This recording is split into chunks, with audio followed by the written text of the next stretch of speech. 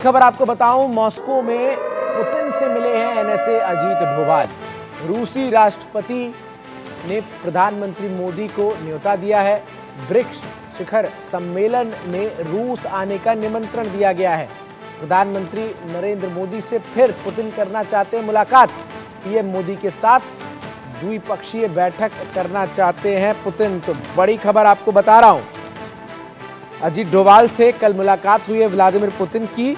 और आपको बताऊं, निमंत्रण पुतिन ने दिया है प्रधानमंत्री नरेंद्र मोदी को ब्रिक्स सम्मेलन में आने का। तो ये बड़ी खबर इस वक्त आपको बता रहा हूं। रूस के राष्ट्रपति पुतिन से एनएसए अजीत डोभाल मिले और इस मुलाकात में इस बात पर भी चर्चा हुई कि जब प्रधानमंत्री नरेंद्र मोदी यूक्रेन के दौरे पर गए थे तो आखिर किस तरीके से वहां पर बातचीत हुई। अजीत डोभाल की तरफ से कहा गया कि प्रधानमंत्री नरेंद्र मोदी ने खुद उनसे कहा था कि वो जाएं और रूसी राष्ट्रपति को इस बारे में पूरा ब्यौरा दे कि वहां पर क्या कुछ बातचीत हुई। और युद्ध जो है किसी समस्या का हल नहीं है, इस बात को दोहराते हुए भारत का जो स्टैंड है वो अजीत डोभाल ने पुतिन के सामने रखा।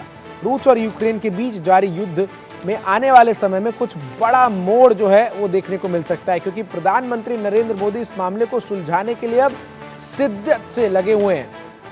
इस क्रम में पिछले दिनों उन्होंने रूस की यात्रा की, उसके बाद वो यूक्रेन के दौरे पर गए। रूस और यूक्रेन दोनों देशों के बीच भारत एक ऐसा मुल्क है जिस पर दोनों देश भरोसा करते हैं। इसी क्रम में देश के राष्ट्रीय सुरक्षा सलाहकार अजीत डोभाल ने रूस के राष्ट्रपति व्लादिमीर पुतिन से सीधी बातचीत की है। बंद कमरे में अजीत डोभाल की राष्ट्रपति पुतिन के साथ इस बातचीत का वीडियो सोशल मीडिया पर जमकर वायरल भी हो रहा है। हमारे साथ तमाम मेहमान जुड़ेंगे और हम चर्चा करके ये जानने की कोशिश करेंगे कि आखिर क्या भारत वो बड़ा रोल प्ले कर सकता है जिसका इंतजार पूरे विश्व को है। मेरे साथ इस वक्त मेजर जनरल रिटायर्ड जेके परिहार जुड़ रहे हैं, जो कि जाने माने डिफेंस एक्सपर्ट हैं। स्वागत है सर आपका। और सर, सबसे बड़ा सवाल जो इस वक्त पूरे विश्व के सामने है कि आखिर ये जंग रुकेगी कैसे।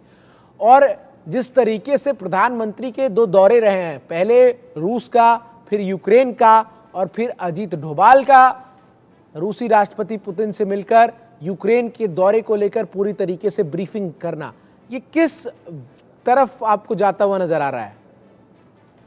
पिछले 4 साल से चल रहे युद्ध में दोनों ही तरफ से थकान अब नजर आई है। सर, आपकी आवाज जो है वो टेक्निकल ग्लिच के कारण कट रही है, ये दुरुस्त हम करते हैं। तब तक एक बार फिर से मैं दर्शकों को बता दूं कि रूसी राष्ट्रपति व्लादिमीर पुतिन ने एक तरफ जहां भारत के प्रधानमंत्री नरेंद्र मोदी को ब्रिक्स शिखर सम्मेलन में रूस आने का न्योता दिया है, तो वहीं दूसरी तरफ पूरे विश्व में अब इस बात को लेकर चर्चा है कि भारत ही एकमात्र देश है जो रूस और यूक्रेन के बीच संधि करा सकता है, युद्ध विराम को लेकर दोनों देशों को सहमत कर सकता है।